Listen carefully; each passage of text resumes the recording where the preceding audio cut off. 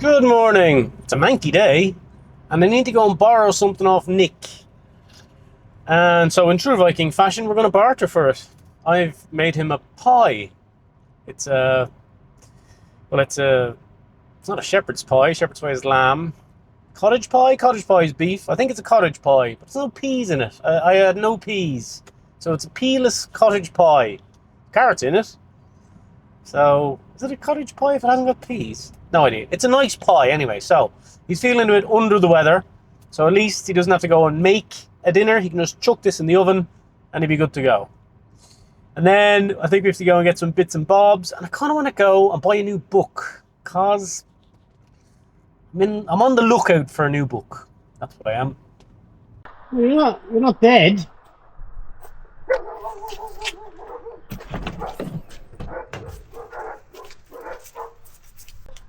You want to say hello to the vlog or no? I'm doing a minute. What's your pie? Eh? What your pie? Oh, thank you.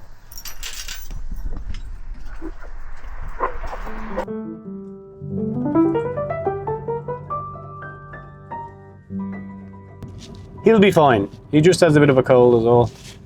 Couple of days in front of the fire, it'll be grand. Right, we have to get some bits and bobs. Because, well, when you're in a big town, and whenever I'm near a big town, I always try and get some bits and bobs. Now, I did make a list this morning. Did I bring the list? Possibly not. No, I did. There's a list in my pocket. Ta-da! I need peas and carrots, some juice. Because after I made him the pie this morning, I thought, do you know what? I fancy one of them myself. But I kind of used all my ingredients for his one. So I'm going to stop off, grab some more ingredients, make another pie, and just chill out, I think.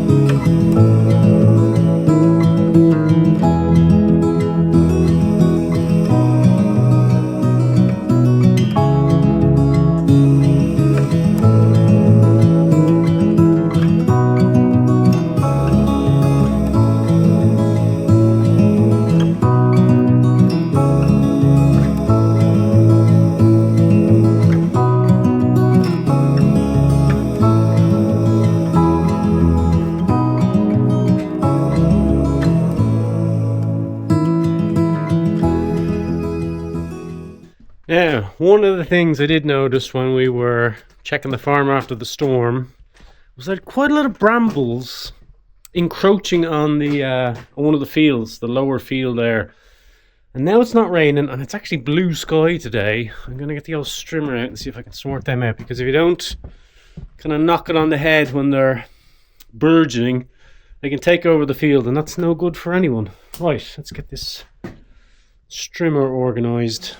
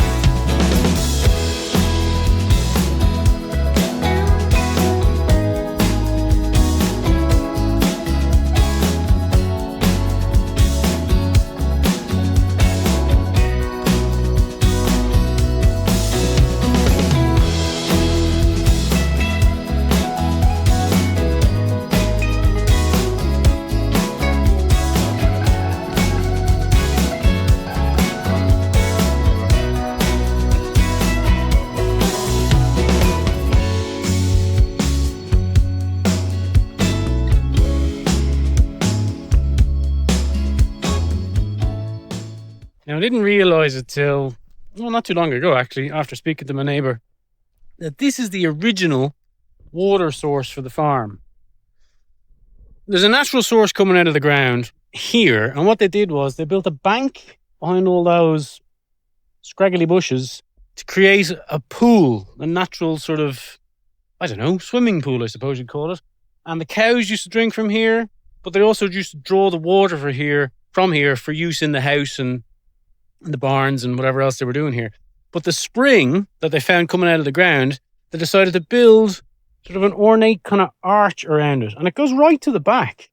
So they dug into the hillside and they put a flat wall in the back, then arched the walls and lined that pool. That pool goes down about as long as my arm, and then there's like a footstone here that needs to be cleaned off, and the water comes down a channel that's covered at the moment along here and then into the pool. You might ask, how do I know it's an arm's depth down? Well, because I crashed Wesley in there a couple of years ago and he sunk right to the bottom, but he made a full recovery. But it's quite cool. I should really, I don't know, keep on top of it a bit more. But it was hard this summer with work and everything else, and then animals in this field. You couldn't really get near it.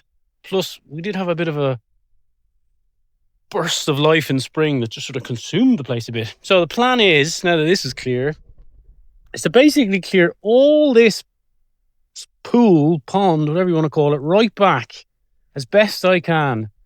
Get rid of all the little trees that are coming up. Don't really like all that, and just make it a lot tidier, because I don't want this pool, this pond, whatever you want to call it, to be overtaken by nature, because it would be a shame to lose it. It is home to a lot of wildlife during the summer, so I'd like it to be, well, nice and tidy for them when they get back, because they've left the place in an absolute state. Now, one thing I have found, because it has been raining the last couple of weeks really, is that the ferns are really wet, and I'm noticing it's not doing a huge amount of favours to my strimmer. I mean, I could text the Oracle and ask him, is it a bad idea to strim sopping wet ferns with my new strimmer? But I have a funny feeling the reply would be something along the lines of, yes, you twat. So yeah, let's get that cleaned off and get some lunch. Right, well, I'll tell you, there's a nip in that wind that'll cut the head off you.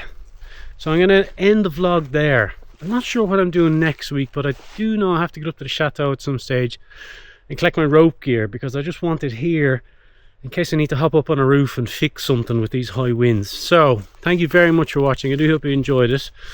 Please send your get well soons to Nick. He'll be fine.